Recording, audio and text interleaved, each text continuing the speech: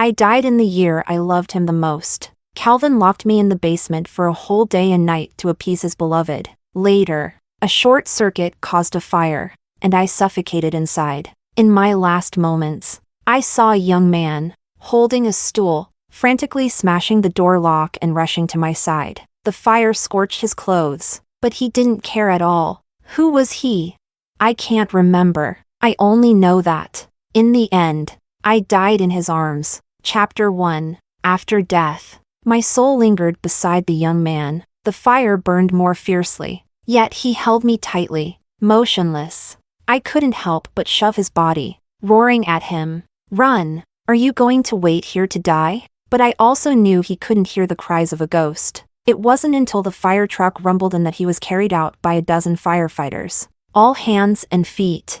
Thus, I finally left that damned basement. Outside, the sun was shining brightly. It was a beautiful day. I saw Calvin, pacing nervously outside the villa. He caught someone and asked, "Has the girl in the basement been rescued?" Oh, he still doesn't know that I'm dead. You see, the boy I've liked for 10 years, even when I was engulfed by the fire, he didn't dare to rush in to save my life. My corpse is still held in the boy's arms. He didn't look at anyone, walked straight to a black car, opened the door, and placed me in the passenger seat. He even thoughtfully fastened the seatbelt for my corpse. Then the car sped away, leaving the villa area. The boy fled in panic with the dead girl, like a scene straight out of a movie. We left the city. The scenery outside gradually transformed into fields and villages, and then into a beach. He arrived at the sea, a deserted, undeveloped beach. Finally, the car stopped. He carried me out of the car and slowly walked into the depths of the sea, gradually sinking with me to the bottom. He said, "Emily, I am Benjamin. Do you remember me?" Chapter 2. Could it be a confession? Confession. Confession. I opened my eyes and found myself standing in a high school classroom, surrounded by classmates who were 17 or 18 years old. A girl pushed me and said, "Emily, is that a love letter you're holding?" A dry piece of letter paper was crumpled and deformed in my hand, with a few neat words written on the envelope, Calvin. I traveled back to the day in high school when I confessed to Calvin. It is now Friday afternoon, close to the end of school. In 5 minutes, Calvin will walk into the classroom. I handed this love letter to him in front of everyone. What did he say back then? Oh, he said, "I'm sorry. I'm not interested in dating right now." No, it's not. I shook my head. You all got it wrong. At this moment, Calvin walked in from outside the classroom door. Someone shouted to him, "Calvin, Emily is looking for you." A tone of watching the excitement. I tore the letter paper in half, calmly saying, "It's nothing. Everyone is just joking." After saying that, I threw the torn letter paper into the trash can. Calvin stared at my face for a long while. He said nothing and returned to his seat. The onlookers gathered around let out board sighs. Alas, I thought there would be a good show. But it's over. It's over. I was flipping through a book at my desk. It was almost time for school to end, and everyone was cheerfully packing their school bags. But I vaguely remembered there was still something else. Perhaps it wasn't important to me at the time, so it was hidden away in the long river of my memory. Until the homeroom teacher walked in, I suddenly snapped back to reality. It was him. The students saw the homeroom teacher come in and immediately started to stir, whispering complaints. "Wow, what time is it? It's almost time to leave." The homeroom teacher's brow was furrowed. Our school is a private high school, considered an elite institution for the wealthy. The students here are either rich or noble, making them difficult to manage. The homeroom teacher gestured towards the outside. "You may come in." He walked in from outside the classroom. Benjamin.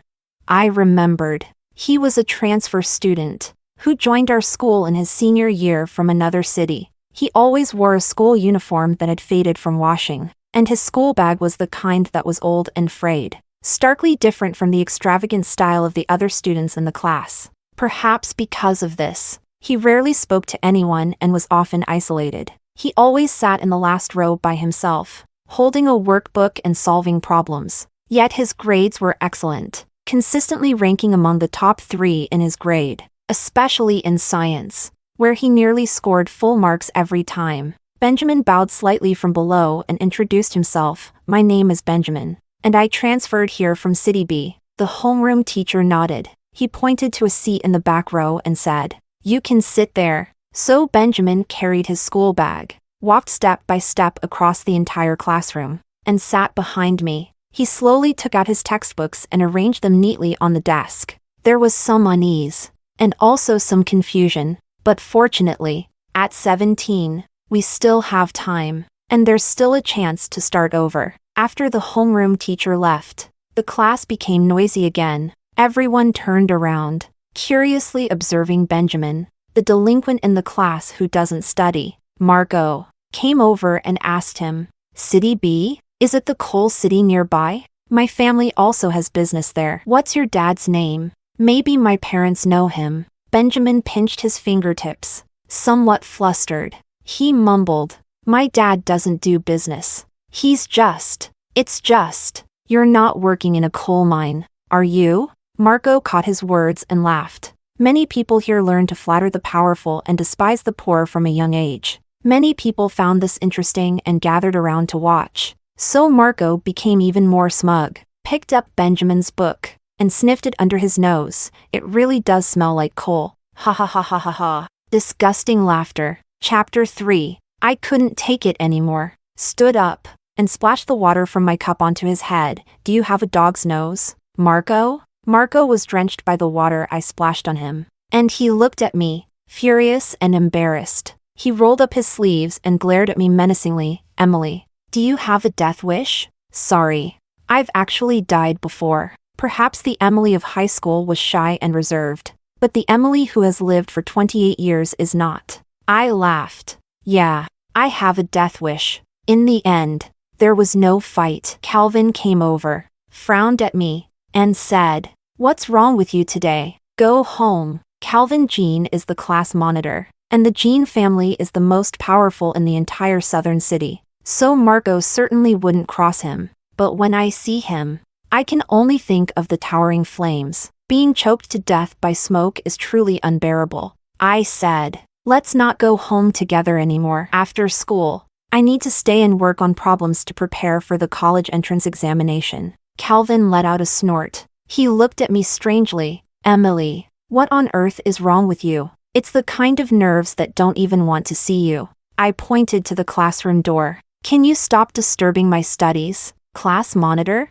"The class beauty from the next class, Alice, is still waiting for you at the door." Calvin, Alice, and I have been childhood friends since we were little. The parents of the three of us have business dealings and often interact in daily life. I always thought that Calvin was very good to me. He would call me Sister Emmy. In fact, he really only saw me as a sister. The one he has always liked is Alice. Alice stood at the door, waving to us. "Calvin, what are you and Emily talking about? Are you two leaving or not?" Calvin looked at me again. He tapped my desk with his index finger. "I really can't learn physics. Can I tutor you over the weekend?" Then he picked up his school bag and walked towards Alice. In the end, only Benjamin and I were left in the classroom. The wall clock in the classroom ticked away. Behind me was the rustling sound of Benjamin's pen writing on scratch paper. My impression of him is forever that of a diligent top student. But, Benjamin,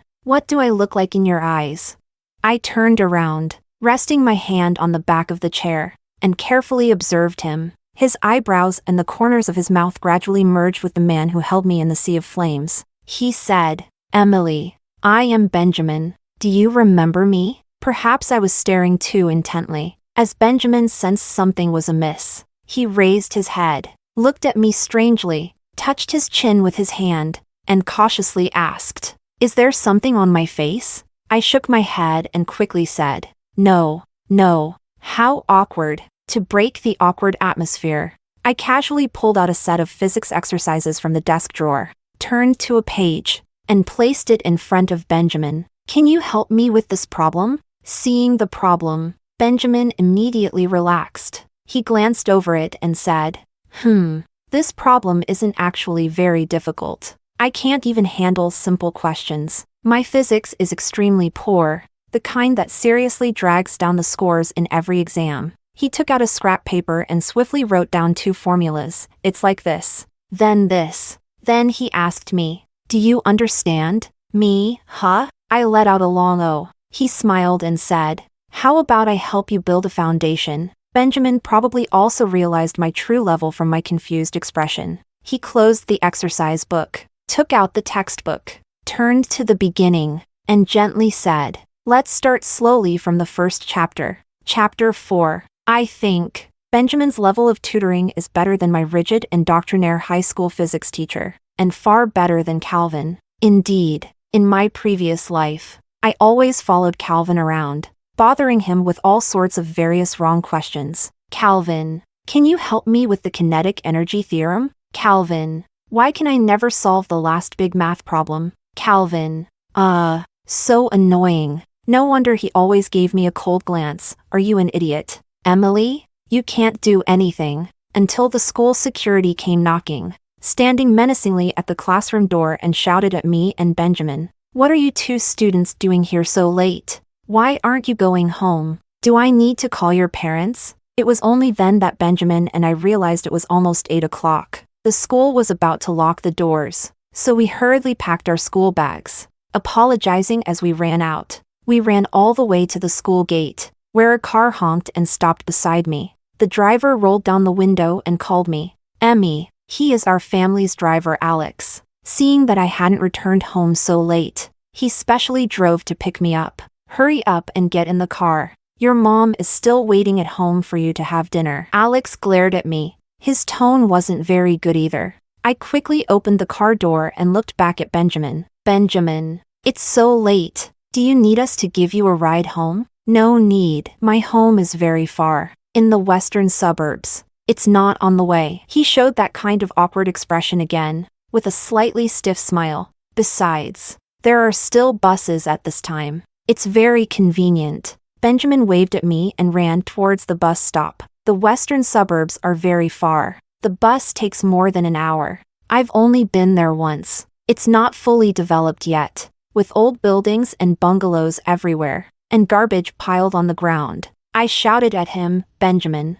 He turned his head back. I asked him, "Do you know what my name is?" Under the streetlight, his face gently blushed. I said, "My name is Emily. You must remember that." Although I have traveled through time, the knowledge from high school cultural courses did not travel with me at all. I had long forgotten it all. This is a very tragic thing. Moreover, I was originally an average student with mediocre intelligence, so I had no choice but to spend the weekends poring over high school textbooks at my desk. Almost every line was filled with notes. I am not smart, but I have always been quite diligent. Just as I was racking my brains over the knowledge points, my phone rang, startling me. It was actually Alice. She sent me a photo on WeChat. The library study room, a few books, and 2 cups of milk tea on the table. She wore a pained expression. "Emmy, Calvin came over to study on the weekend. I'm not even a cultural course student. It's so boring. Are you coming over?" Alice is a dance student. Calvin is really something. I never thought his way of thinking was so unusual. Arranging a date at the library. I simply replied with a word, "No." She didn't reply anymore. I continued reading. As I read, my mind became entangled like a mass of mush. I really missed that afternoon when Benjamin explained the problems to me. It was so clear. I opened my phone, downloaded the newly updated contact list from the class group files, found Benjamin's phone number, and dialed it. He quickly connected. I said, "Benja classmate? Emily?" He asked hesitantly. I laughed. "I was doing some exercises and thought of you. I hope I'm not disturbing you." We talked about many things. We talked about which teachers in the class were the strictest, which ones were a bit snobbish, and some campus legends and gossip stories that had been circulating for 800 years but Benjamin had never heard of. He kept agreeing with me, occasionally joining me in exaggerated exclamations. It greatly satisfied my desire to express myself through storytelling. This young man is truly very gentle. But why can't I remember where exactly I had crossed paths with him before? We talked for quite a while before we finally hung up. I casually opened WeChat moments and scrolled through.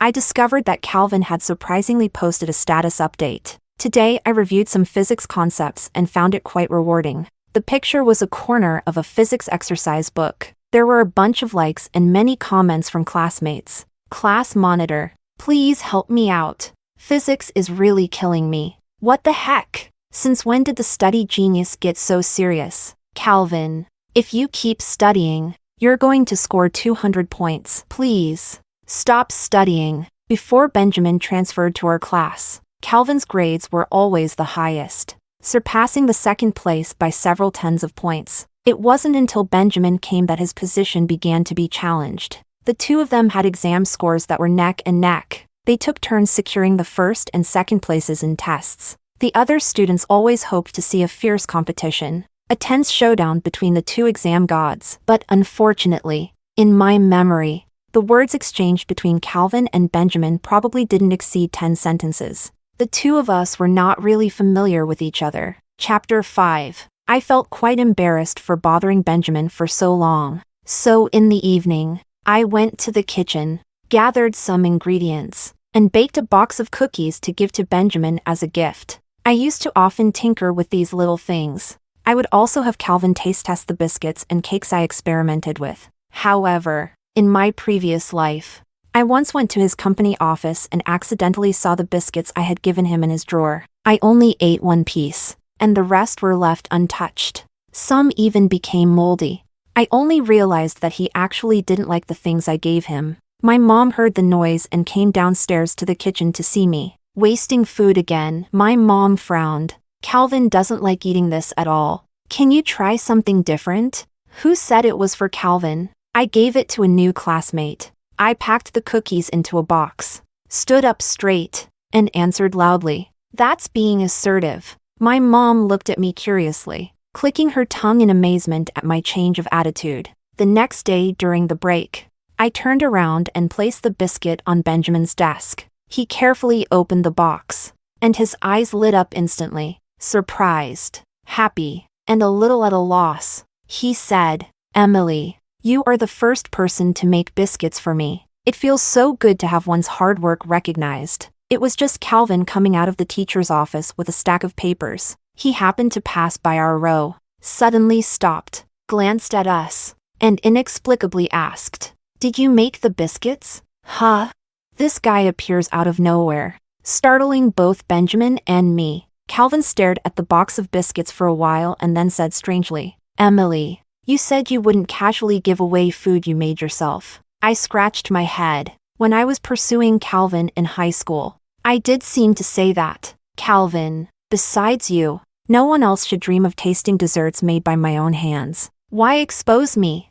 I lowered my head guiltily, not wanting to deal with him. Seeing that I wasn't talking to him, Calvin went to chat with Benjamin. "I heard you're pretty good at physics." He placed the test paper on the desk, as if casually picking a topic, and asked. Benjamin shook his head and modestly replied, "No, just average. No need to be so modest." Calvin pulled out a sheet from that stack of papers and handed it to Benjamin. 98 points. That's quite high. This is the test paper you did when you transferred schools, right? I just went to the office to get the last quiz, and I brought it back for you. I leaned over to take a look, and except for losing a few points on the last big question, the rest were perfect scores. Calvin pointed at the point deduction and said, "This is a question from the physics competition. You should ponder over it more thoroughly." In the previous life, Calvin was always tutored by a teacher outside of school, preparing for the physics competition, and eventually won an award, which earned him extra points in the college entrance examination. Seeing that I was listening intently, he suddenly flicked my forehead. "Emily, do you understand?" I glared at Calvin angrily. "Don't bully me too much. Do you really think I can't improve?" He laughed, and surprisingly, there was a hint of gentleness in it. "Why didn't you come to the library over the weekend? Didn't you say you'd help me with the questions?" This was the first time I heard him say something like that. But I shook my head. "I won't. I'll ask Benjamin instead. He sits right behind me." Calvin's expression froze. He glanced at me, then at Benjamin, said nothing, and walked away coldly, holding his papers. After taking 2 steps, He turned back and said indifferently to me, "Emily, you have to grace us with your presence at Alice's celebration party next Saturday, right?" Chapter 6. Alice's celebration. The turning point that changed everything. Alice is an art student, and the requirements for the cultural course are not high. As long as she passes the art exam, she can almost certainly get into a school. In her previous life, she performed exceptionally well. Several reputable dance schools extended an olive branch to her. This was simply a great joyous event. Alice's father hosted a banquet at a 5-star hotel and even gave her 2 days off, allowing her to celebrate with her friends outside. The condition was that she was not allowed to stay out overnight. It's not surprising her father made such a request, as she usually played a lot. She had friends from all walks of life. Alice booked a luxury suite at the KTV, and I was there too. There were classmates from our school as well as some friends from her extracurricular art class. It was noisy and boisterous. Calvin and Alice were surrounded in the middle. The two were coaxed into singing a duet. It was almost midnight when my mom video called me. Alice was right next to me and saw the caller ID. She said, "My mom said she went shopping with your mom today, and they should still be at your house playing mahjong now." I turned off my phone. "So don't answer the call. She definitely wants to drag me back through you." Helplessly, I am a good girl. In the end, I still picked it up. Sure enough, there were 2 people on the other end. My mom, and Alice's mom. Alice's mom, with a particularly loud voice, "You guys are so noisy over there, Alice. Do you even know what time it is now? Are you coming home or not? Tell me where you are, and I'll have my driver come pick you up." Alice glared in protest. "Mom, are you done? I've finished my exams. Just let me have one night out. Am I going to lose an arm or a leg?" Both of them are stubborn. After arguing for a long time, finally Alice's mom said, "If you don't come home tonight, then don't expect any allowance next month." Alice is quite the little rich girl at school, with a monthly allowance of 50,000 yuan. This sentence immediately shut Alice up. She angrily hung up the phone, declaring that her carefree evening was completely over. Later, Calvin saw us downstairs and waited with us in the lobby for Alex to drive over. During this time, Alice didn't say a word to Calvin. She was a bit upset. While talking on the phone with her mother, she kept signaling to Calvin, hoping he would come out and say a few words on her behalf, even if it was just to say, "Auntie, don't worry. I'll take care of Alice tonight." Alice's mother really liked Calvin and even intended to matchmake the 2 of them. If Calvin came out to speak, he might have actually agreed to Alice's request. But that guy was completely cold that night, indifferent to Alice's request. As a result, Alice's little arm was no match for her mother's strong will, and in the end, she could only go home with me. "It's all your fault." She stomped her foot, gritting her teeth. "Neither of you is any good. Truly a disappointment." Chapter 7. That night, on the way back, there was a car accident. The traffic police concluded afterward that our family's driver, Alex, was driving under the influence and was fully responsible. Alice and I lay in the hospital for half a month. Her injuries were more severe than mine. Her leg ligaments were damaged, and she wouldn't be able to dance for years. Alice's mother cried her heart out at the hospital bedside. She grabbed Alex and insisted that he must pay with his life. Alex later took legal responsibility and also paid compensation. But what use is it? The He family lacks everything but money. This was a turning point. If that car accident hadn't happened, Alice would have stayed in the country, and the 3 of us would still be together like in high school. A few years later, Calvin might have ended up with Alice. I would probably be sad, but after a good cry, I would still graciously bless them and then go on to find my own path in life. But that car accident changed everything. Alice gave up the dance academy to study at an art institute abroad. Calvin and I went to the same city for university, and occasionally, we would meet. He knows I have a crush on him, but the thing he says most often is, "Emily, do you think you are being fair to Alice?" We are both wrapped in guilt. He would take a flight across half of China to buy almond cookies from Macau for Alice and send them abroad. He would also stay up late, setting an alarm to grab Jay Cho concert tickets just because she wanted to see the show, and accompany her to the event. As for gifts on holidays,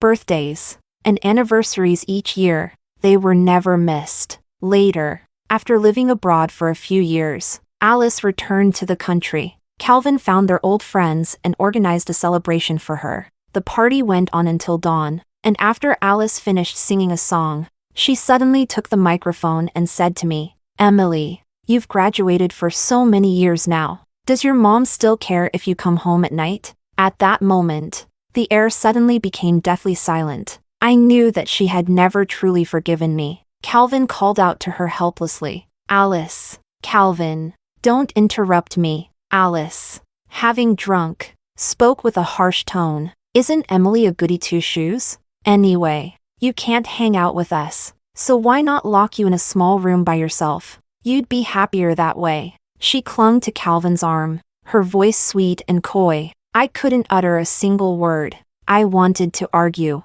yet I always felt as if I owed her something. Calvin sighed. He glanced at me, then took out the key and, together with Alice, locked me in the basement. Alice patted the basement door and called out with a smile, "Emily, I'll let you out after I finish the party." I don't know why her party lasted so long. I only know that the fire started. Chapter 8. In the previous life's tragedy. After crossing over, I will not let the tragedy repeat. I know that stopping Alice from celebrating her exam success is almost impossible. I chose not to attend myself. If I don't go, the driver Alex won't drive to pick us up. On Saturday night, Calvin called me. "When are you coming over?" It was noisy over there, and I could barely hear clearly. "I'm not going. I have to do my homework," I said. "Suit yourself." After a moment of silence, Calvin replied coldly. I hung up the phone, feeling that my reputation as a diligent bookworm was now thoroughly spread. Around midnight, I went down to take another look. Alex was in the kitchen video chatting with an old comrade from his military days, drinking and eating while they talked. He saw me and waved, "Emmy, why aren't you asleep yet?" I opened my mouth, wanting to speak but hesitated. Finally, I said, "Alex, you're getting older. You should drink less alcohol in the future." In the living room, several women were happily playing mahjong. Alice's mother just won a round. Her luck was quite good. She glanced at her watch and suddenly remembered something. "Oh dear, Alice went out to play tonight. I don't know if she's back at this hour. I need to call her." But the phone was off. She tried again, but still couldn't get through. Her friend next to her advised, "Sister, it's your turn to be the dealer. You can't just win money and run. That's not right." Alice, her mother, couldn't continue the call either, shuffling the cards while laughing. "Look at what you're saying. Do you think I would cheat?" I lay on the bed in the bedroom, watching the time on the wall clock pass by little by little. Outside, it was calm and quiet. It seemed like an extremely ordinary night. I slowly drifted into sleep like this. Chapter 9. The next day, I was awakened by my mom calling, "Emily, come down for breakfast." It was only 8 o'clock. Half asleep, I reached for my phone on the bedside, opened WeChat Moments, and started scrolling. A classmate posted an update. The school beauty and the top student. Are they a good match? The photo is of Calvin and Alice. Both of them are leaning on the sofa, asleep with their eyes closed. Alice's head gently tilted on Calvin's shoulder. I guess the party went on too late, and everyone was exhausted by the end. Someone sensed a whiff of gossip, took a picture of them, and deliberately posted it online. There were many teasing comments below. I've long suspected something was up with these two, the top trending duo of our school. Seeing this photo, I suddenly became wide awake, suddenly sat up from the bed. The car accident really didn't happen. Alice never left the celebration. Everything was perfectly fine. Excitedly, I quickly gave it a like. Then I also commented, "This is really nice." After a while, I refreshed it again, and that post had disappeared. Calvin actually gave me a call. "Emily," he inexplicably said, "last night everyone was too rowdy. I went to sleep in the middle, and didn't join in later." "Oh, why is he telling me this?" He smiled and said, "I thought you would go. If I had known you weren't going, I wouldn't have gone either." I touched my nose, unsure of how to respond. The two of us were silent for a while. I said, If there's nothing else, I'll go have breakfast. He responded with a hum. See you at school tomorrow then. Chapter 10. Although the photos on WeChat moments were deleted, the speed at which rumors spread is quite fast, especially since quite a few classmates attended Alice's party that day. When I went to school on Monday, I could sense the buzz of everyone quietly gossiping. However, I did not partake in it, because in a few days, the results of the monthly exams would be released. This is Benjamin's first significant exam since transferring. When the homeroom teacher announced the rankings, he deliberately created suspense. This time, a dark horse has emerged in our class. Not bad. Competition leads to progress. He paused. Benjamin, first in the grade. The class erupted instantly. This was the first time Calvin, the top student of the class, had been pulled down from his position. Benjamin, is that the transfer student Benjamin? He doesn't even talk to us. With the college entrance examination approaching, another top student has arrived. Although I already know Benjamin's strength, it does not dampen my excitement. I turned around, excitedly reaching out my mischievous hand to ruffle Benjamin's hair. Benjamin, you're really amazing. Benjamin's hair was tousled into a mess by me. He wasn't angry at all, just smiled gently. My deskmate probably couldn't stand it anymore and nudged me with an elbow. Emily, keep your voice down. She gave me a look. Didn't you see the class monitor is unhappy? I followed my deskmate's gaze and looked over there. Calvin was sitting in the seat by the wall, turning back to watch me and Benjamin play around. His lips were pressed into a line, his gaze icy, and he was almost frozen into a statue. I shivered suddenly. I lamented my lack of empathy. Calvin had been the top of the class for almost 3 years, and suddenly coming second would be hard for anyone to take. Here I was, grinning from ear to ear. Wasn't I just rubbing salt in the wound? I coughed twice. I toned it down a bit. After a while, Calvin's gaze finally shifted away from me. I quickly took a deep breath. Thanks to Benjamin's guidance, my grades have improved significantly. So now, every Friday after school, I voluntarily stay with him for an extra 2 hours of self-study, benefiting from the top students' tutoring. But unexpectedly, Calvin also stayed behind. As soon as the class bell rang, Alice ran to the door of our classroom. Calvin, time to go home. She waved to Calvin as she used to. Calvin neither left nor packed his school bag. He said to Alice from his seat, "From now on, you go home first. I'll stay for a while to study before leaving." At these words, the students who hadn't left yet all turned to look. Class monitor, is that really necessary? You've already been admitted with a lower score, yet you're still so serious? You're really going to work us to death.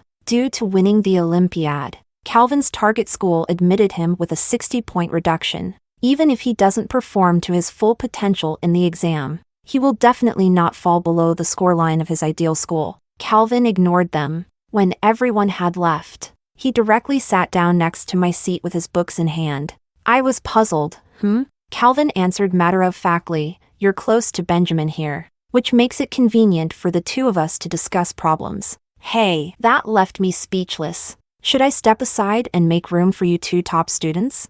Before I could speak, Calvin really took out a problem and started discussing it with Benjamin. Benja classmate, do you have a simpler method for this problem? I think my approach is too complicated. As soon as I looked, it was exactly the problem I got wrong on the exam, so I didn't want to chase Calvin away anymore and obediently kept quiet on the side, listening to the two experts exchange academic experiences. I, a small fry, reaped the benefits without any effort. Chapter 11. After an entire evening of self-study, I felt like all my brain cells were about to transcend. Calvin and Benjamin often have different approaches to solving problems, so when they collide, it often brings new insights. It wasn't until almost 8 o'clock that Calvin tapped my head with a book. "Emily, it's time to go home." Only then did I come back to my senses, somewhat dazed. Yes, let's go. Ever since I informed my mom that I would be studying at school for a while after school on Fridays,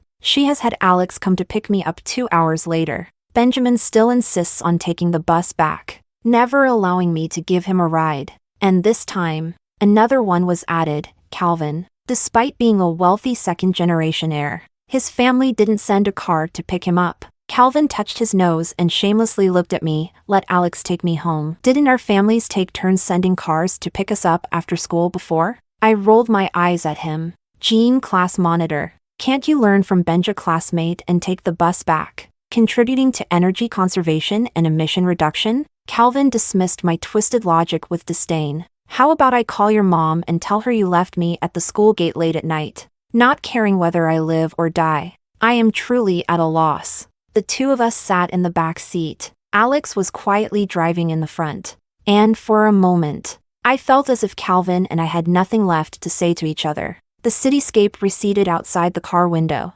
Suddenly, Calvin asked me, Emily, the college entrance examination is just a few months away. Have you decided where you want to apply? This question did remind me. It's time to start considering my options. I want to go to the south, to see the sea. However, in the previous life, because Calvin chose a university in the north, I eagerly followed him there. It's not that the city was bad.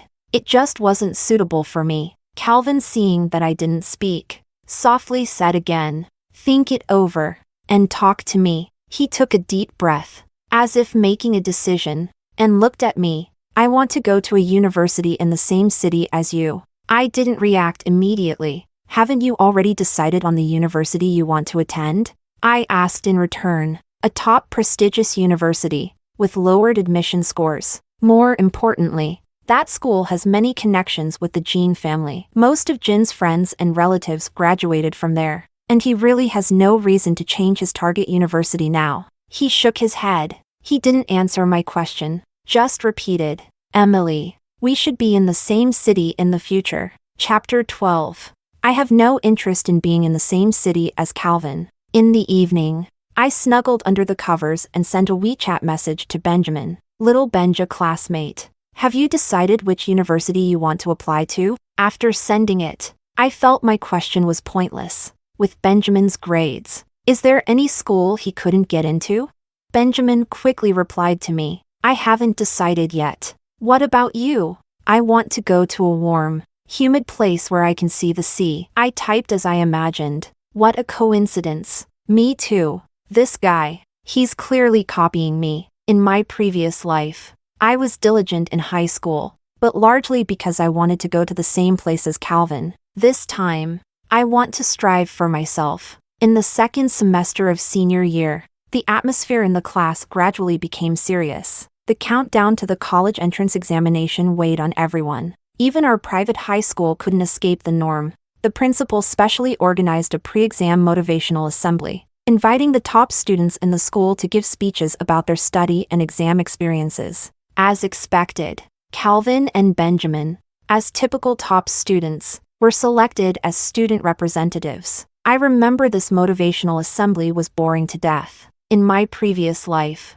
I struggled to stay awake until Calvin appeared. After listening to his articulate speech, I couldn't endure the rest of the student speeches and eventually sneaked out of the auditorium to take a walk on the playground. I have no impression of Benjamin's speech at all. Perhaps it was at the end, and I missed it. Thinking about it now, it's a bit of a pity. Fortunately, I have the chance to do it all over again. This time, I made sure to be fully alert, waiting for Benjamin to appear. However, even after waiting until Calvin finished speaking, and most of the others had come out, I still didn't see any sign of Benjamin. Just then, an organizer from the student union passed by, and I grabbed their arm, asking, "Excuse me, have you seen our classmate Benjamin? Why hasn't he appeared on stage?" "I haven't seen him either." The person frowned, their tone not very pleasant. "He doesn't answer his phone, and the order of appearance was all set. Now it's all messed up. What's going on?" It was only then that I realized something might have happened.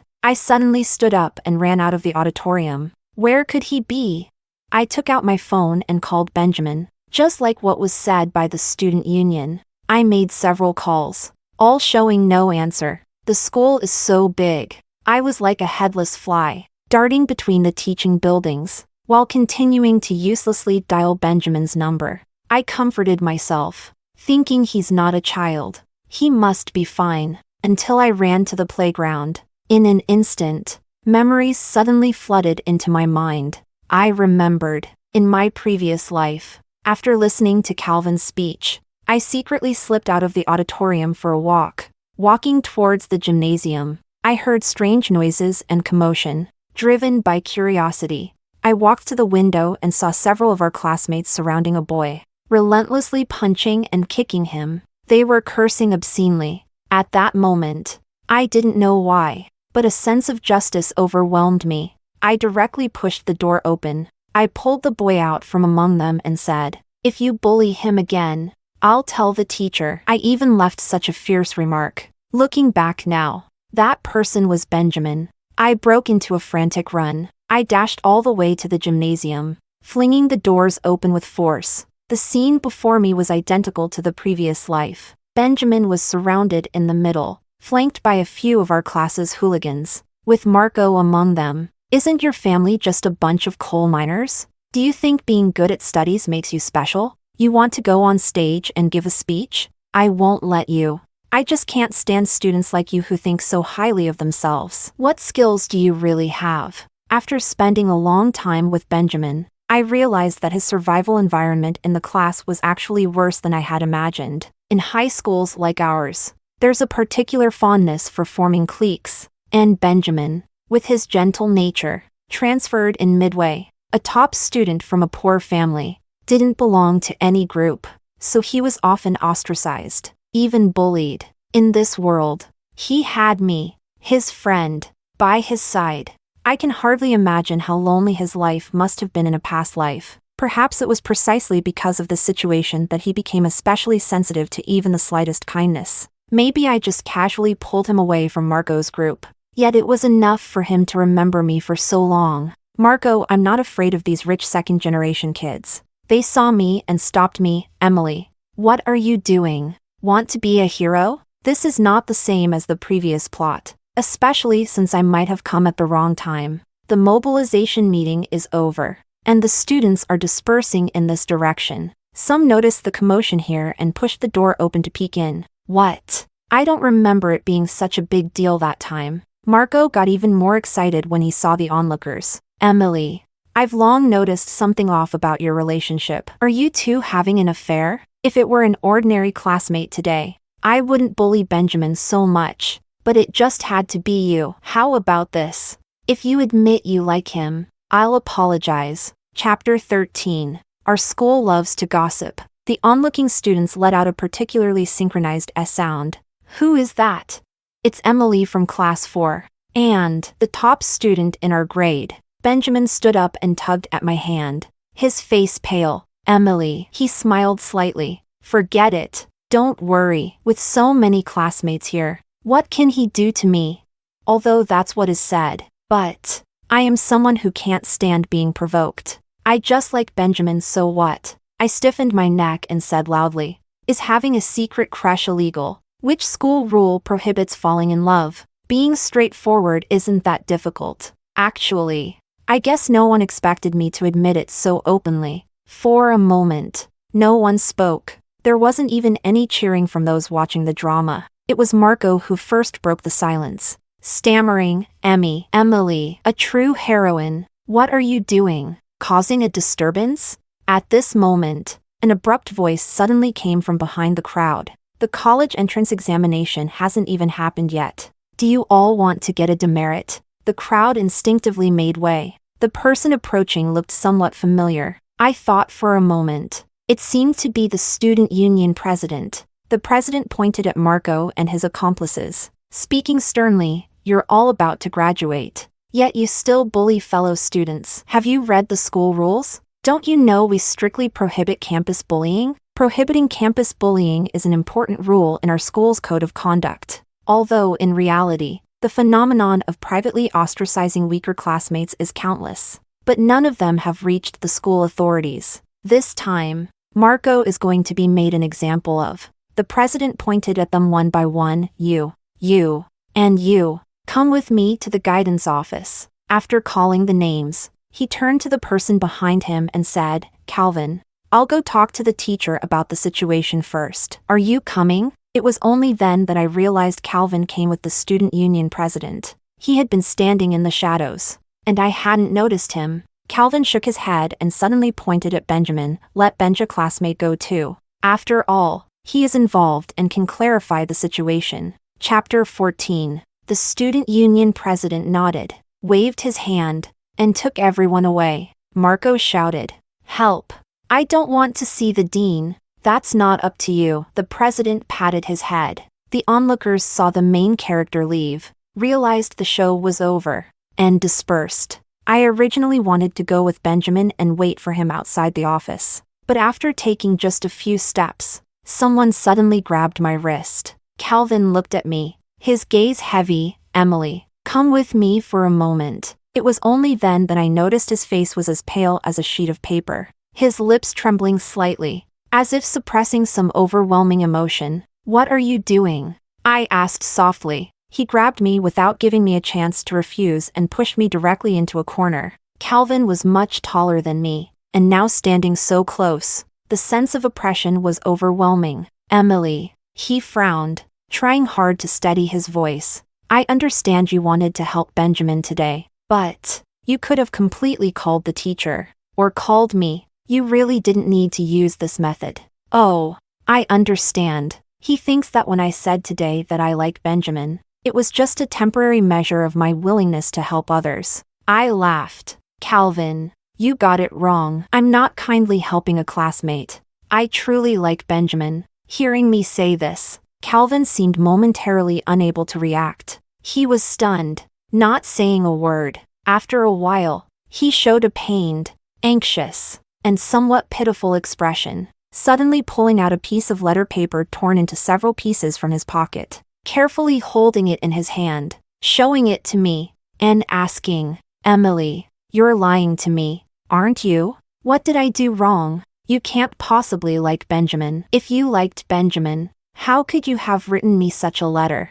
This is the love letter I wrote to Calvin, but I had already torn it up and thrown it into the trash can. I don't know why it ended up in Calvin's hands. I looked at him in surprise. Calvin pulled a somewhat bitter smile and admitted without hesitation, "That's right. I picked it out of the trash can again. I admit that at that time I wasn't sure how much I liked you, and I was also afraid that a relationship in senior year would affect my studies. But I really never thought, Emily, that you would fall for someone else." Seeing that love letter, I actually breathed a sigh of relief. My secret crush on Calvin ends like this. Perhaps it's for the best. I snatched the letter paper from his hand, tore it into even smaller pieces, then opened the window behind me and casually tossed them outside. The shredded paper drifted away with the wind, never to be pieced together again. Calvin's face changed, and he hurried to the window, gripping the window frame with both hands. Half of his body leaned out the window, and he said through gritted teeth, "Emily, you, Calvin, from the moment I threw away the love letter, you should have known that I no longer like you. From now on, unless it's something important, don't come looking for me anymore. Just like you said, we all have to take the college entrance examination. We all have to study, don't we?" Chapter 15. The next day, as soon as I entered the classroom, I felt that all my classmates were looking at me. Normally, I remained calm and composed, sat at my seat, and opened my book to start reading. However, it's already morning self-study. Benjamin still hasn't come? I tapped my deskmate's hand and asked her, "Where is Benjamin?" My deskmate glanced at me teasingly. "You still don't know? Because of the commotion you caused yesterday. Marco was caught by the school as a typical case of bullying, and today during morning self-study, he has to make a public apology." "Benjamin, I guess it's about that matter. He's probably with the teacher now." As we were talking, the loudspeaker in the classroom came on, the voice of the dean. This time, a very serious bullying incident occurred in the school, which has a very negative impact. It is necessary for the leading students to make a deep reflection. Marco and his accomplices looked like eggplants hit by frost, completely losing their usual swagger. One by one, they apologized in muffled voices. The classmates listening in the class all lowered their heads and laughed. I couldn't hold it in either and laughed out loud. The dean of students asked Benjamin if he accepted these people's apologies. Benjamin gently said, "Actually, I never paid attention to them. People who are not on the same level as oneself. No matter how arrogant they are or how much they jump around. What does it matter? I couldn't help but want to applaud him under the desk. But in the next second, he directly brought me up. Emily. I always felt that confessing should be my job. I like you. I was stunned. My deskmate spat out a mouthful of water, staring at me with wide eyes. Wow. You too. Spreading dog food in front of the whole school faculty and students. The consequence was that both Benjamin and I had to submit a self-reflection. But the two of us could openly hold hands on campus. Although early romance seems detrimental to studies, my lover is the top student in the grade. How could we not make good use of such a big buff? The difficult science problems seemed to become lively with Benjamin's company and explanations. The entire second semester of senior year seemed to become less unbearable. Time flew by swiftly. And Calvin. I suddenly realized that I hadn't noticed him for a long time. He no longer stayed for self-study on Friday afternoons. Even when encountering me and Benjamin on campus, he would lower his eyes and walk past quickly. It seems he is truly putting into practice the words I once said. Never to disturb me again. Chapter 16. At the moment when the college entrance examination results were released, I was in an internet cafe, pulling Benjamin along, teaching him how to clear the minion wave. The class group chat suddenly exploded. Someone sent a message, help, the college entrance examination results are out. Benjamin and I immediately stopped what we were doing, logged off, abandoning our teammates, and picked up our phones to enter our admission ticket numbers. My results came out quickly.